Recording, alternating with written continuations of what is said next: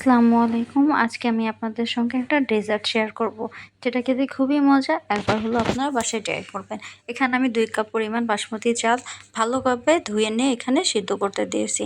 এখানে চালটা আপনারা 70% সিদ্ধ করবেন, এর থেকে বেশি সিদ্ধ করা যাবে না। এবং আপনারা এখানে চাইলে পোলাও চাল ব্যবহার করতে পারেন। এখানে এই তো আমাদের চালটা প্রায় সিদ্ধ হয়ে আসছে। এ পর্যায়ে আমি এখানে উঠিয়ে নেব।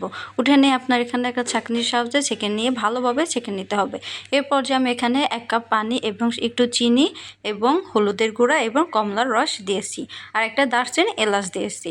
এটা যখন বলক হয়ে উঠবে তখন এই পর্যায়ে আমি এখানে ওই 70% সিদ্ধ করে রাখা ভাতটা দিয়ে দিব।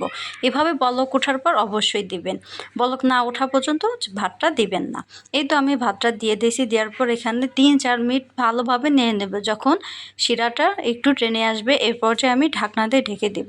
ঢাকনা দিয়ে ঢেকে দেওয়ার পর এখানে 10 মিনিট দমে রাখার পর আমি আবারও ঢাকনাটা উঠাইয়ে ভালোভাবে নেড়ে নিয়ে এখানে কিছু কিশমিশ এবং কাজু বাদাম দিব। আপনারা চাইলে এখানে বরফিও দিতে পারেন, আমার হাতের কাছে ছিল না এর জন্য আমি দিই নাই।